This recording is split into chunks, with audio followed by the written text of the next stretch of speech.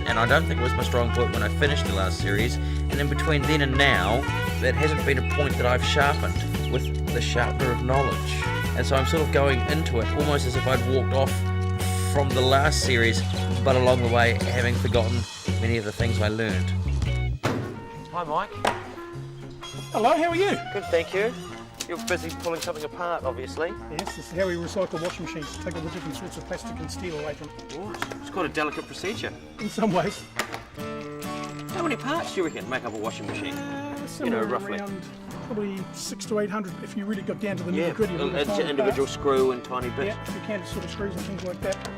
Fisher and Pryhill export their recycled motors, and get this, they're even used in third world countries to power operating theatres, water pumps, all sorts of things. Genius! Right, you don't need a screwdriver for that. Nope. And here we have the motor. Right. This is the motor, this is the pump, and here's your wiring. Oh, here we go. You've been waiting for the hammer. I have been waiting for the hammer. And that's your pump. Right. That's what pumps all the water around. You can give that a quick work. Go on. First thing we're looking for is how clean it is inside. So this one's as clean as the rest of it. It's beautiful.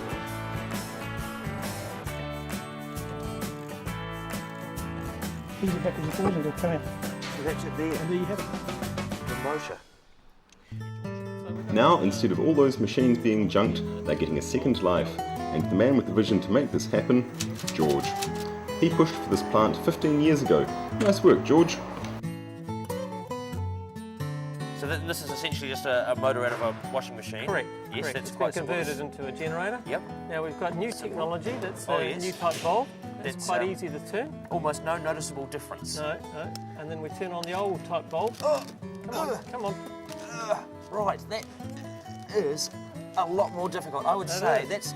that's the equivalent of eating an enormous sort of roast meal's worth of energy, whereas this is like a crisp apple on a summer's day. Yeah.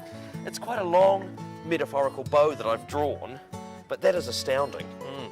What exactly is this demonstrating? That's demonstrating the difference between the new type of engineering that's available to the older type engineering that was available. So I guess if you extrapolate out, you think that the amount of effort needed to power that new fangled bulb, so minuscule, and the amount of effort compared to firing, that was quite a grind. Yep. So look at that, that's simple, provides a lovely light, and this, it's like, you'd have the kids winding away at this while you were trying to read at night, and you'd be like some kind of sort of holocaustic type post-Armageddon light flickering. You'd get quite annoyed. I've never seen a demonstration as simple that would convince me that I should put in one of those lights. What's even more astounding is that you can just take essentially the motor out of a washing machine and create electricity. Yep, absolutely. Who would have thunk it? Call me crazy, but I'm going to make it to power station. And to do this, I need my dad's help. He's got the brains in the family. We're taking an exocycle from TradeMe, one careful lady owner, and it's going to turn a smart drive, probably also one careful lady owner, and provided I can pedal fast enough, I'll have 240 volts to play with. It's great to be back in the shed and making stuff, and you start with this concept and you find bits of scrap and bits of junk, and eventually over the course of hours or a couple of days something is put together. Well, don't you have a pipe cutter? I know you do. I know you did. It'll be hung up somewhere.